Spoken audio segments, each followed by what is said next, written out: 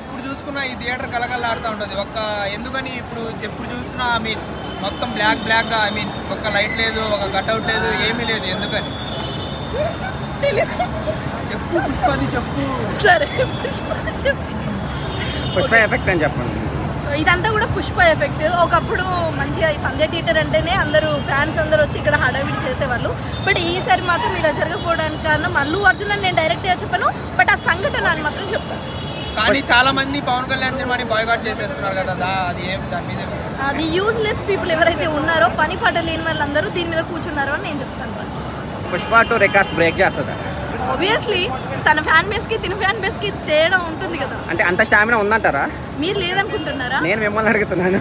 ఉంది ఉందా? పక్కా ఇదే మాట మీరు కలెక్షన్స్ వచ్చిన తర్వాత కూడా చెప్తారా?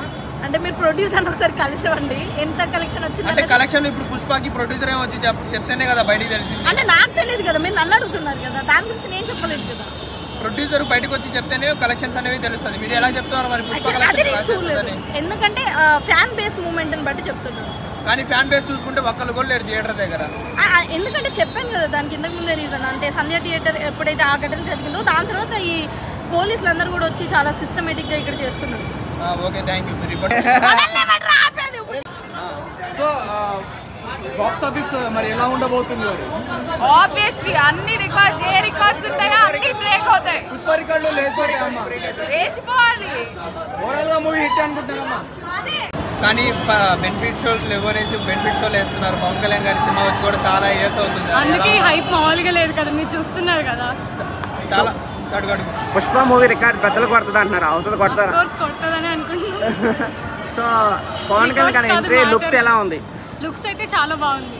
ఓకే, కానీ చాలా మంది ఏమంటున్నారు అంటే ఈ సినిమాకి అంత సీన్ లేదు అదే అనేసి అంటున్నారు కదా. అదంతా మాటలు, మూవీ చూసాక ఆటోమేటిక్ గా అంతా మారిపోతుంది. అంటే యాంటీ ఫ్యాన్స్ చాలా ఎక్కువ అయిపోయారు కదా ఈ మూవీకి. యాంటీ ఫ్యాన్స్ ఎవరికి ఉండరు, అందరికీ ఉంటారు. బట్ పవన్ కళ్యాణ్ వస్తే అంతా మారిపోవాల్సిందే. పవన్ కళ్యాణ్ గారు డిప్యూటీ సీఎం అయిపోయిన తర్వాత ఇది ఫస్ట్ మూవీ, అందుకే హైప్ మామూలుగా లేదు. సో మూవీనే ఆన్సర్ చెప్తుంది అంతే. ఒకటి ఎలా చెప్పండి, మనల్ని ఎవరు రాపేది. Yeah hi. సో హరిహర ఎర్రమల్లి సినిమా ఎలా ఉంది?